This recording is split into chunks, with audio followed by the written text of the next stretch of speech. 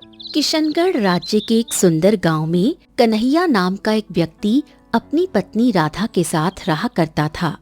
कन्हैया एक गवैया था जो गांव-गांव जाकर अपनी कला का प्रदर्शन करके अपना और अपनी पत्नी का पेट पालता था। एक दिन कन्हैया दूसरे गांव से लौट रहा था कि तभी उसकी नजर एक घने वृक्ष और उसके सामने तालाब पर पड़ी। भगवान राखे इस दुनिया में सबको। ओए हाय हाय हाय हाय। चलो एक काम करते हैं, इस तालाब का ठंडा ठंडा पानी पीकर वृक्ष के नीचे कुछ देर आराम करते हैं, फिर घर चलेंगे। हाँ। ना कहकर कन्हैया तालाब के नजदीक गया, पानी पिया और वृक्ष के नीचे बैठ गया। कुछ देर बाद कन्हैया गाने लगा।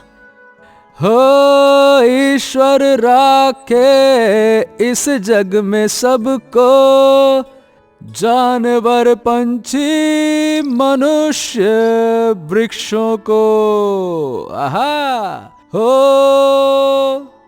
गाने में मग्न होते हुए उसके कानों में एक आवाज टकराई। हरिओम हरिओम हरिओम। तुम तो बहुत अच्छा गाते हो। तुम्हारी सुरीली आवाज से जंगल का माहौल बहुत ही सुहावना हो गया। मुझे तुम्हारी आवाज बहुत ज्यादा पसंद आई। कन्हैया ने गाना बंद कर दिया और देखा कि सामने साधु महाराज खड़े थे। हाँ, अरे क्षमा कीजिएगा साधु महाराज, मुझे पता नहीं चला कि आप यहाँ पर कब आ गए। एक अच्छे कलाकार की यही तो पहचान होती है। वो अपनी कला में ही इतना मगन होता है कि उसे कुछ भी खबर ही नहीं रहती कि उसके पास आस पास क्या हो रहा है। तुम्हारे आवाज ने हमें बहुत प्रसन्न किया। देखो, वो सामने जो वृक्ष दिखाई दे रहा है वो मेरा वास है। जीवन में कभी भी यदि तुम्हें कोई भी मुसीबत आए या किसी चीज की आवश्यकता पड़े तो तुम मेरे पास आकर मदद मांग लेना, मैं तुम्हारी सहायता जरूर करूंगा। इतना कहकर साधु महाराज वहां से चले गए। कन्हैया सीधे अपने घर पर आ गया।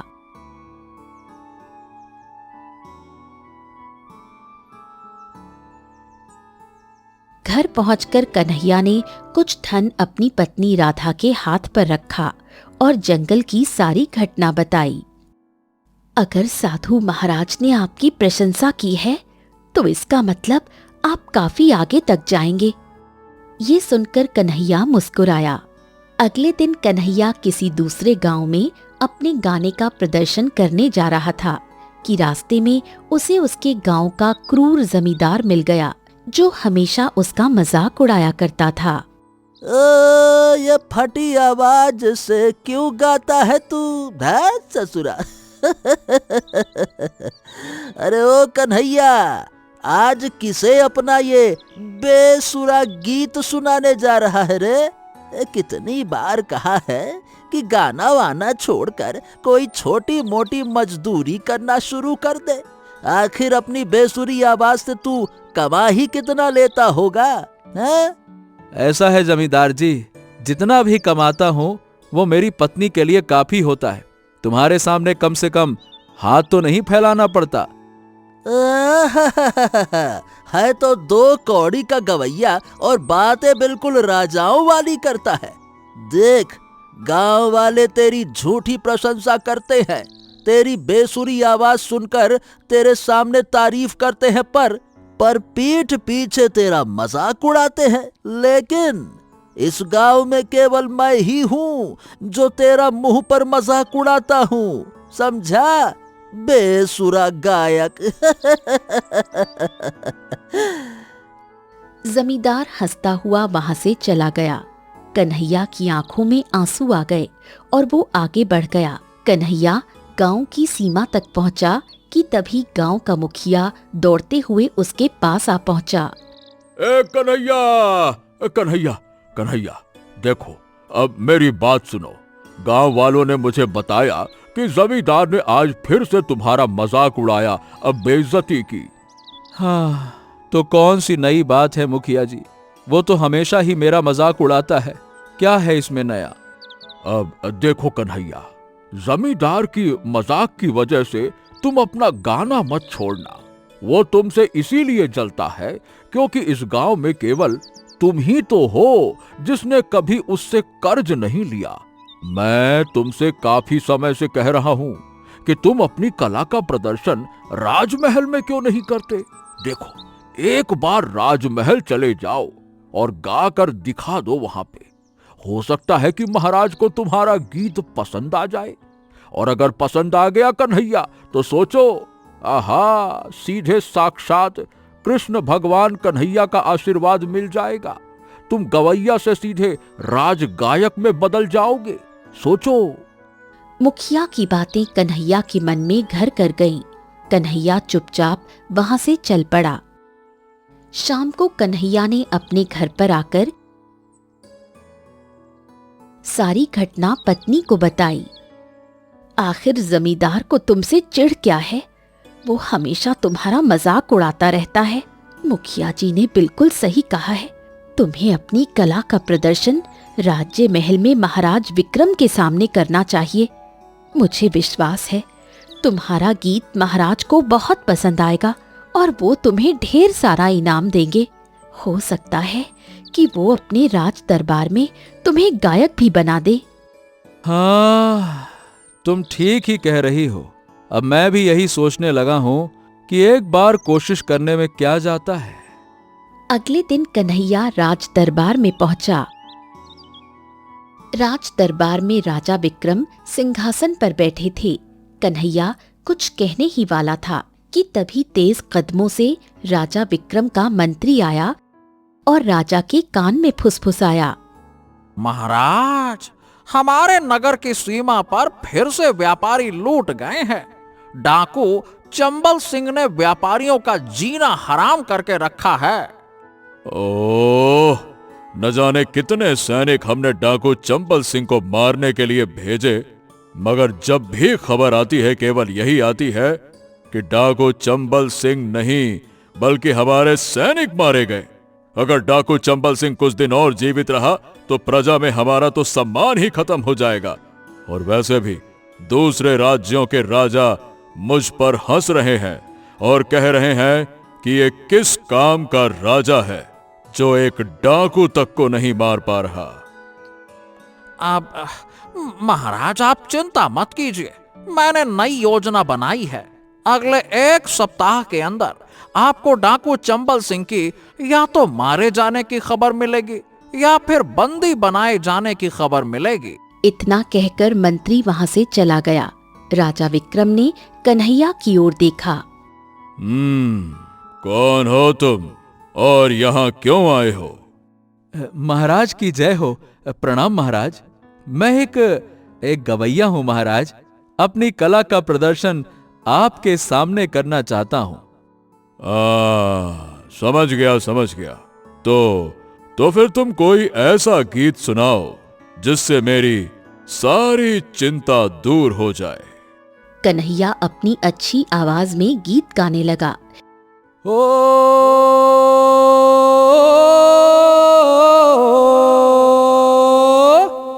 भगवान राखे सबको, ईश्वर की करो पूजा, जीव जंतु। लेकिन राजा विक्रम का मन पहले से ही अशांत था, इसलिए उसे कन्हैया का गाना बिल्कुल भी अच्छा नहीं लगा। बंद कर अपनी ये बेसुरी आवाज में गाना, मूर्ख गवैये। तेरे गाने ने हमारे मन को पूरी तरह से विचलित कर दिया। धत तेरे की, चुप कर। ओह, क्या गंदा गाया है। राजा विक्रम की बात सुनकर कन्हैया डर गया और अपना गाना रोक दिया। सच बता, तू गायक है भी या केवल हमें मूर्ख बनाकर इनाम पाने के लिए आया है? नहीं नहीं नहीं नहीं महाराज, मैं दूर दूर गांव गांव जाकर अपने कला का प्रदर्शन करता हूँ। लोग प्रशंसा करके मुझे धन भी देते हैं, उसी से मेरा घर चलता है। मैं केवल यहाँ इस वजह से आया था कि एक अच्छा गीत गाकर आपका मन बहलाऊंगा। अब आज पता नहीं। तेरा गीत सुनकर हमारा मन बहला नहीं, बल्कि हमारा मन भभक उठा है। तेरे ऊपर इतनी गुस्सा आ रही कि क्या ही कहूं।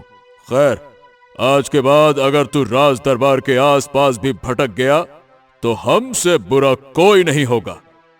इतना कहकर राजा विक्रम अपने सैनिकों से बोले, सैनिकों, इसको निकाल बाहर फेंको। पता नहीं कहां कहां से चले आते हैं। अरे इसको धक्के मार कर बाहर निकालो। ले जाओ इसको, निकालो। सैनिकों ने तुरंत कन्हैया को वहां से धक्के देकर बाहर निकाल दिया। कन्हैया को बहुत अपमान महसूस हुआ। वो रोते हुए अपने घर चला आया और सारी घटना अपनी पत्नी को बताई। मुझे तो अभी भी विश्वास नहीं हो रहा कि महाराज ने तुम्हारे गीत को ठीक से नहीं सुना। ऐसा कैसे हो सकता है? जरूर महाराज को पहले से कोई चिंता सता रही थी। तभी वहां पर जमींदार आया और हंसते हुए कन्हैया से बोला,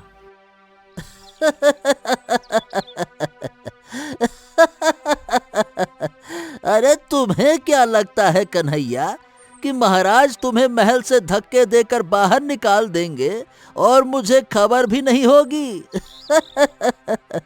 भाई, दरबार में कई राज दरबारी मेरे मित्र हैं। वही मुझे बता रहे थे कि राजा विक्रम ने तुम्हें बेसुरा गायक कहकर महल से निकाल दिया।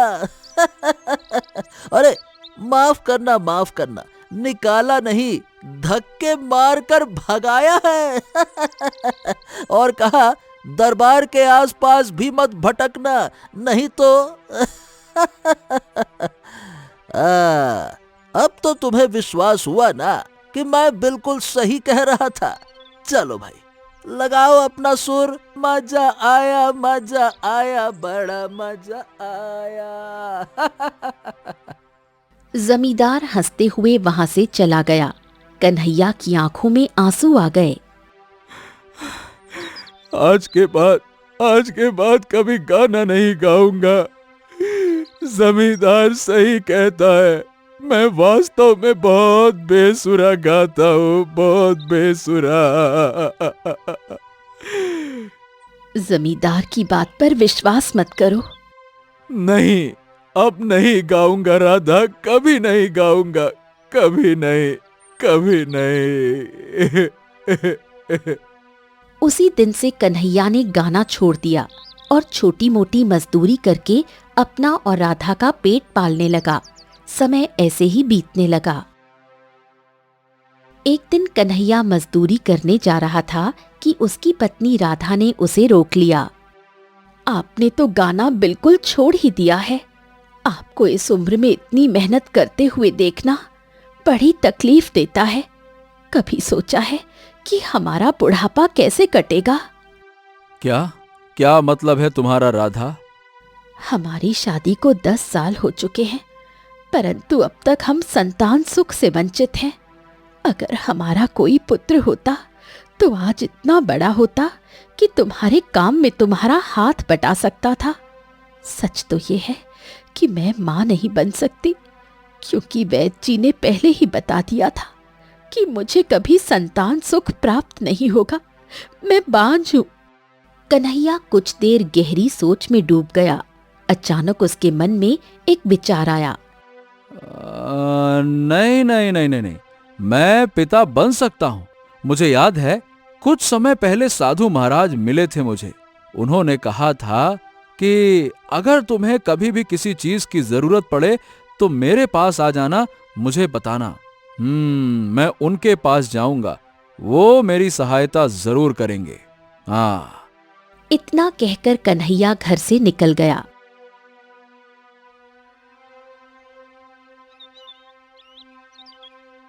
और सीधे जंगल के तालाब के किनारे पहुंचा, जहां पहले साधु महाराज उसे मिले थे। साधु महाराज कन्हैया को देखकर रहस्यमयी अंदाज में बोले, हरिओम हरिओम हरिओम। तेरा चेहरा बता रहा है कि तूने गाना छोड़ दिया है ना? हाँ साधु महाराज, मैंने गाना छोड़ दिया। कन्हैया ने सारी घटना साधु महाराज को बताई। एक कलाकार जब अपनी कला को छोड़ देता है तो अंदर से वो पूरी तरह से टूट जाता है, परंतु विश्वास रखो, जो होता है वो अच्छे के लिए होता है। ओम। इतना कहते हुए साधु महाराज ने मंत्र पढ़े और कन्हैया के हाथ में एक पुष्प प्रकट हो गया। ये लो, इस पुष्प को ले जाओ। रात को इस पुष्प को अपने तकिए के नीचे रखकर सो जाओ। तुम्हें एक सपना आएगा। सपने को समझने की कोशिश करना। उस सपने में सारा रहस्य और तुम्हारी मुसीबत का हल छुपा होगा। ले जाओ। कन्हैया पुष्प लेकर अपने घर आया और सारी घटना अपनी पत्नी को बताई। मेरी तो एक भी बात समझ में नहीं आई। साधु महाराज संतान सुख का वरदान सीधे नहीं दे सकते थे। अब जो भी हो राधा, हमें साधु महाराज के बताए कार्य को करना ही होगा।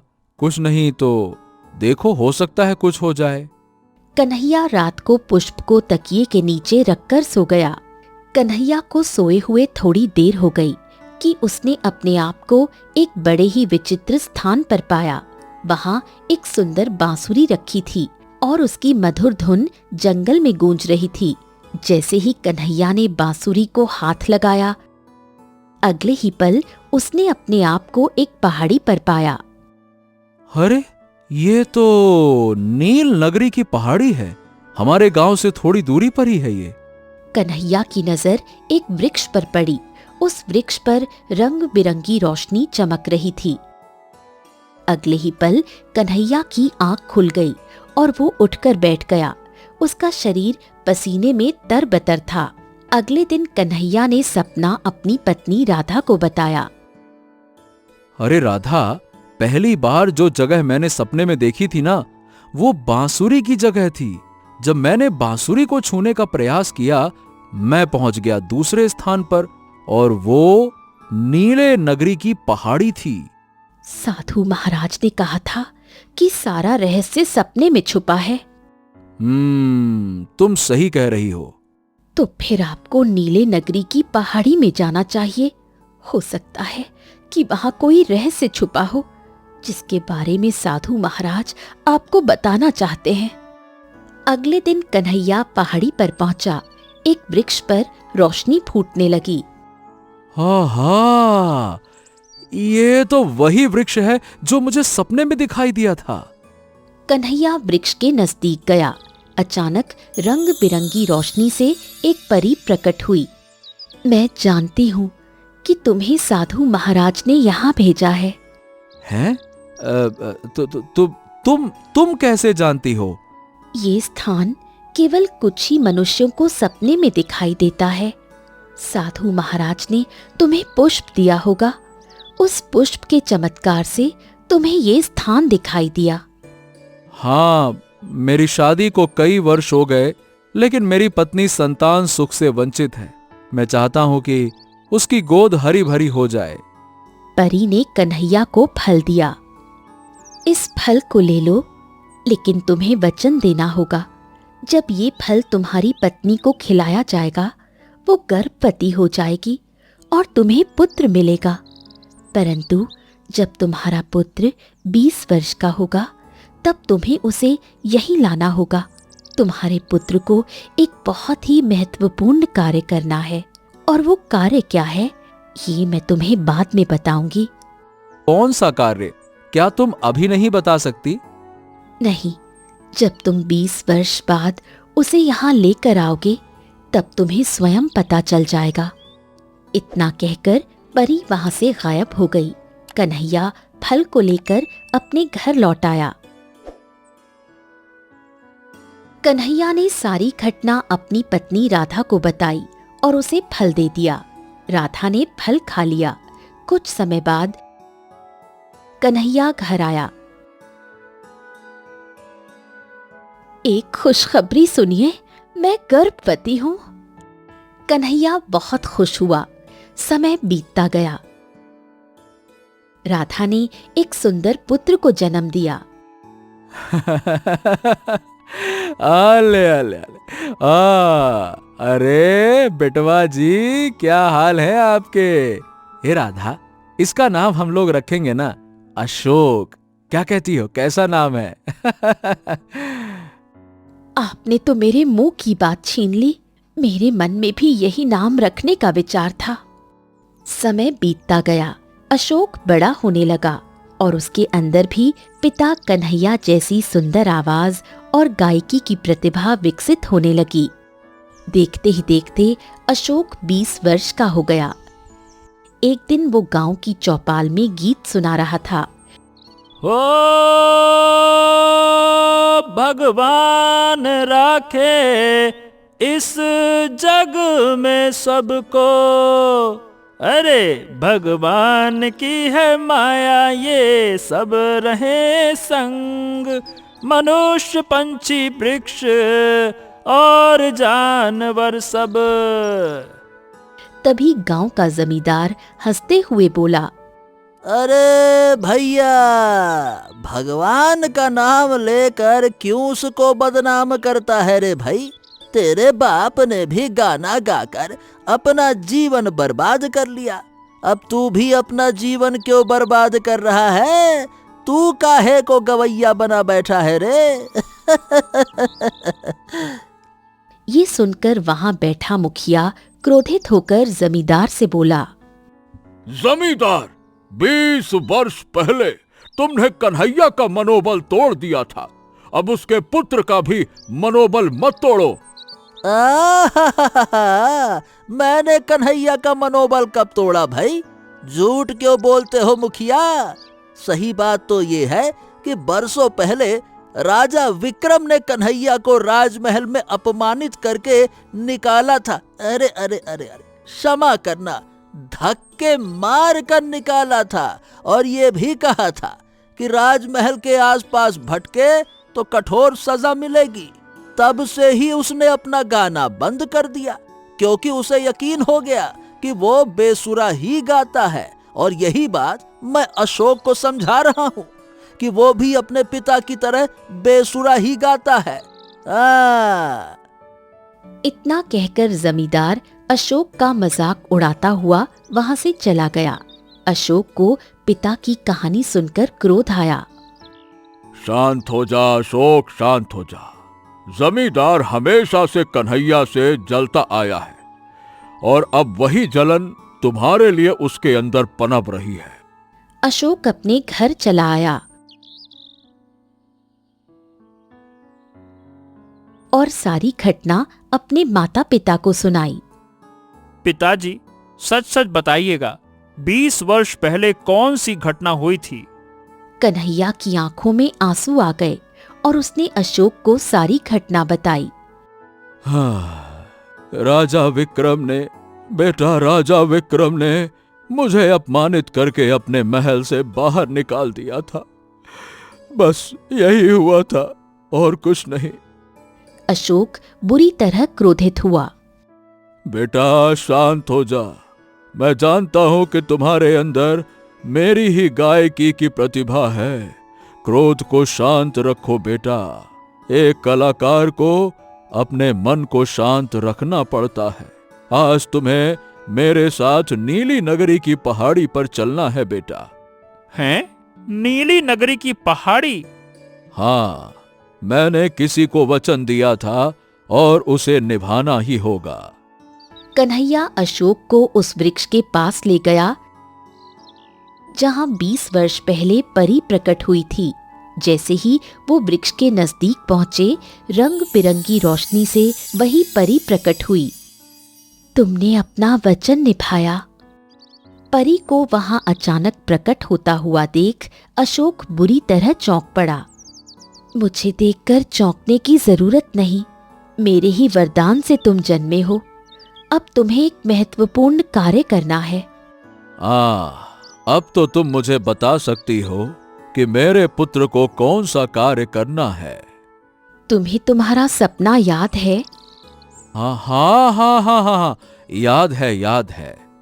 सपने में जो बांसुरी दिखाई दी थी वो कोई मामूली बांसुरी नहीं थी, वो जादुई बांसुरी है जो बीमार से बीमार मनुष्य को भी ठीक कर सकती है। केवल तुम्हारा पुत्र ही उसे ला सकता है, क्योंकि वो मेरे वरदान से जन्मा है। घने जंगल में एक तालाब है। तालाब के अंदर एक तलवार है। वो जादुई तलवार है। तालाब एक प्रश्न पूछेगा, सही उत्तर देने पर तलवार अशोक को मिलेगी।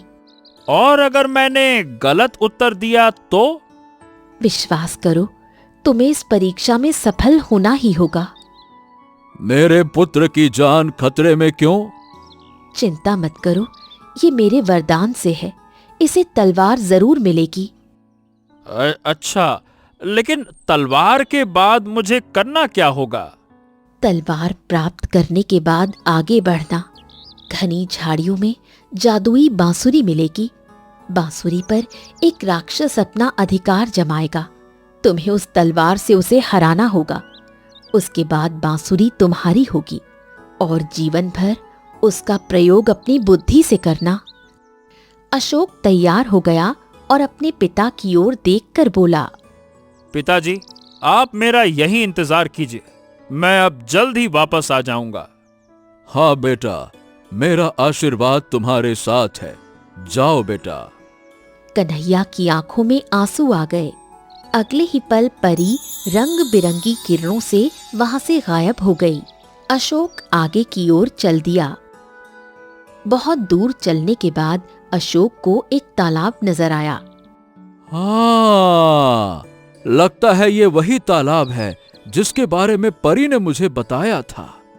अशोक तालाब के पास गया। ओह, अब बस मुझे राक्षस को मारने की तलवार चाहिए।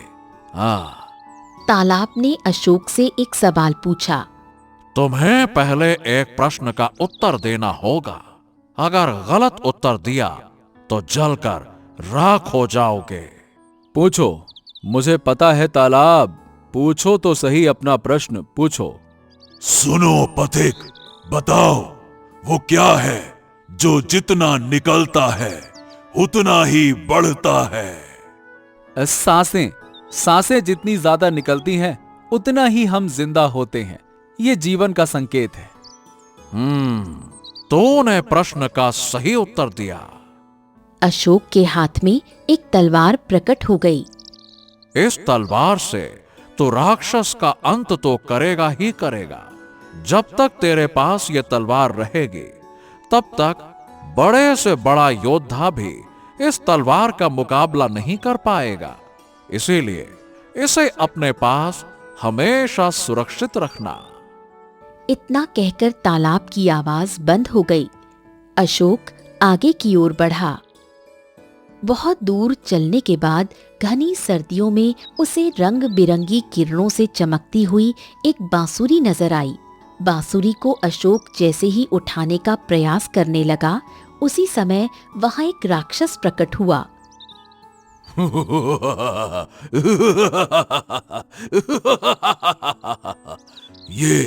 ये बांसुरी मेरी है। तेरी हिम्मत कैसे हुई इसे हाथ लगाने की? अशोक ने तलवार लेकर तुरंत उस पर वार कर दिया। राक्षस जलकर राख हो गया। अशोक बांसुरी और तलवार को लेकर सीधा उस वृक्ष के पास आया। मुझे विश्वास था कि तू इस कार्य को कर देगा, और तूने कर दिया।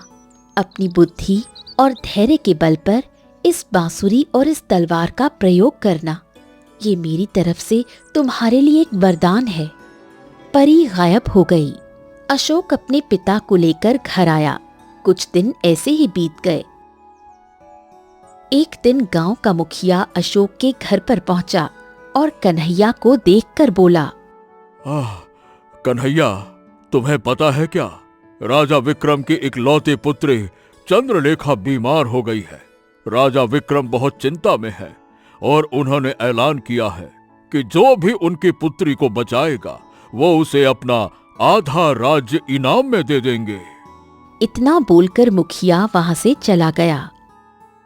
पिताजी, मेरे पास जादुई बांसुरी है। मैं आसानी से राजा विक्रम की पुत्री का इलाज कर सकता हूँ। हाँ, मैं तुम्हें रोकूंगा नहीं। भले ही राजा विक्रम ने मुझे अपमानित किया था, परंतु मैं उसकी तरह नहीं हूं। जाओ बेटा, जाओ। अशोक तलवार हाथ में लेकर सीधे राजा के दरबार पहुंचा। मैं आपकी पुत्री को ठीक कर सकता हूं महाराज। लेकिन कैसे ठीक करोगे तुम? मेरे पास एक जादुई बांसुरी है, लेकिन मेरी एक शर्त है महाराज। कैसी शर्त? बताओ।